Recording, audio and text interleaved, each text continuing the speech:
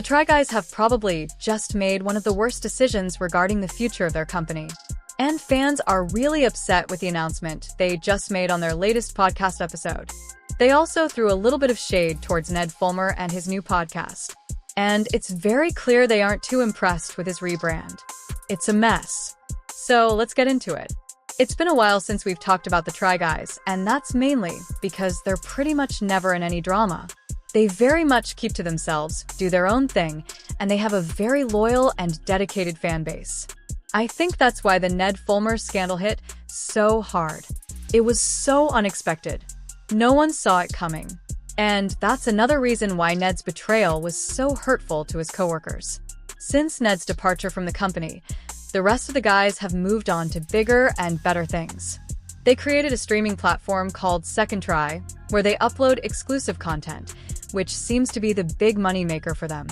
A lot of times we see these streaming platforms which are outside of the platform these creators built their fan base on not do so well because people don't want to add another subscription to their monthly expenses.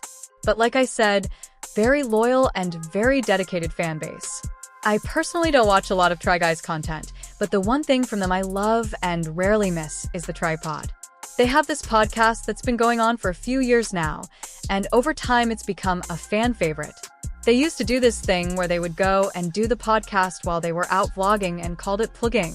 Everyone seemed to love it, but over time they went back to the normal sit-down content, and that's where their views started to fall. Well, this week the Tripod announced the podcast would officially be coming to an end in the new year. Let's say it loud and clear. After 6 years, we are going to be saying goodbye to the Tripod at the end of the year. I understand this is bummer news to the audience. Yeah, I know that there are people out there. There are some of you for whom this is your favorite thing that we do. The main touch point with us. Yeah. And we are ending your favorite thing. And we don't do that lightly. And we have had so much fun. It is an honor to be in your ears every single week. They said their podcast would have come to an end a long time ago if it wasn't for everyone falling in love with Rainey and Miles and the plug keeping them going. I think the show would have ended a long time ago had it not been for the breath of fresh air that specifically you two, Rainey and Miles, brought to this. Not everyone is interesting enough to have a show.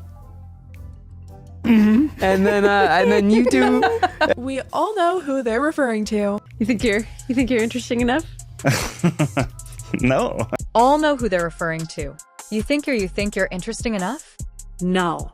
They reminisced on the early days of the podcast and brought up how when they launched it, they had 4 hosts and how over time that number dwindled, which we all know is about Ned Fulmer. Over the years, because obviously started 4 hosts, right? Mm-hmm. Me and the Wings. Okay, I'm talking at the end. The 4 hosts, yeah. Me, Keith, Miles, Rainey. That's right. Always hosted Always before. husband. Uh-huh. Oh, no. Now we're down to 3 hosts. Oh, actually just 2.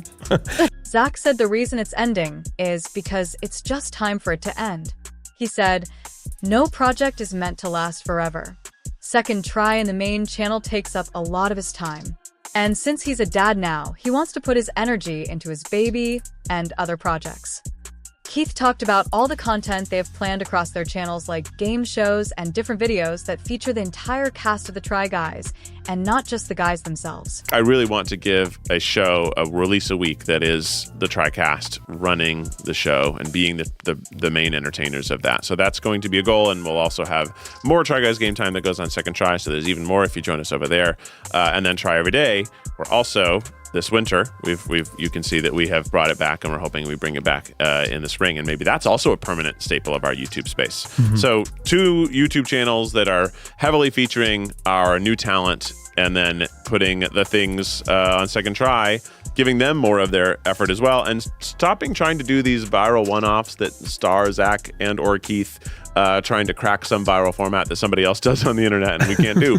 I will say it does sound like they have a lot on their plate across their YouTube channels and streaming services. And it sounds like the podcast was the easiest one to let go of to take some of that pressure off. Zach did say to stay subscribed, and they may be back one day, but for now it's done. Now, this is a part that really started to upset fans. Keith said they're shutting down their entire podcast department, which means they're saying goodbye to Jonathan and Rainey. It's like, what's going to happen to Rainey? So let's talk about that. It is obviously a huge bummer. We hope to be able to work with you, Rainey, in the future again on bring you back and whenever we can. But yeah, this is the end of Rainey's podcast. What is the word I'm looking for? Rain? Wow. Yeah. Rainey's podcast, Rain. Here. Well, let's rephrase that then. And Rainey is truly a fan favorite. She was new to the Try Guys, and fans quickly fell in love with the energy she brought to all these episodes. She fit in perfectly with the rest of the crew, and many people feel like the guys are making a huge mistake letting her go. Letting Rainey go in that way is honestly embarrassing. You have just lost a huge bit of my respect. Rainey is so refreshing and the last remaining person who isn't constantly performing a persona. I hope Rainey can finally shine. I really don't like how they just glossed over Rainey losing her job as if she hasn't carried the podcast on her back for 2 years. Rainey invented Keith Plays a Game, The Plog, and the countless segments that have brought out the most interesting combos in years, bringing new life to the pod with a loss of Miles.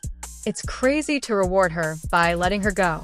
Rainey not knowing what her next chapter is a little unsettling to see.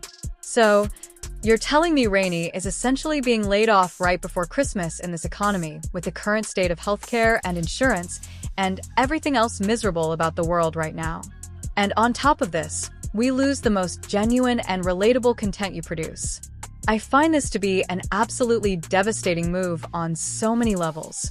Real talk, y'all announced this new Triracast and insist on Keith and Zach being the face of everything. Keep the podcast and let the new cast rotate through. So sad to lose this podcast and heartbroken to lose Rainey. And I agree with every single one of these comments. I couldn't believe that they just glossed over the fact that someone that has become such a huge part of the Try Guys brand is losing their job. She created so many amazing concepts for the Try Guys. She was so creative and such an asset to the cast. When I was watching it, I was honestly just sitting there waiting for them to announce that she was going to be moving over to a different department, but nope. I think this is going to be a huge mistake for them. Another podcast is going to see Rainey and hire her, and all the fans who loved her and her ideas will follow her to their podcast. And I truly do think the Try Guys will regret letting her go. Not only have fans been expressing how upset they are over Rainey leaving, they're also expressing how upset they are about the podcast ending. A lot of fans only listen to the podcast, so understandably, this is upsetting news for them.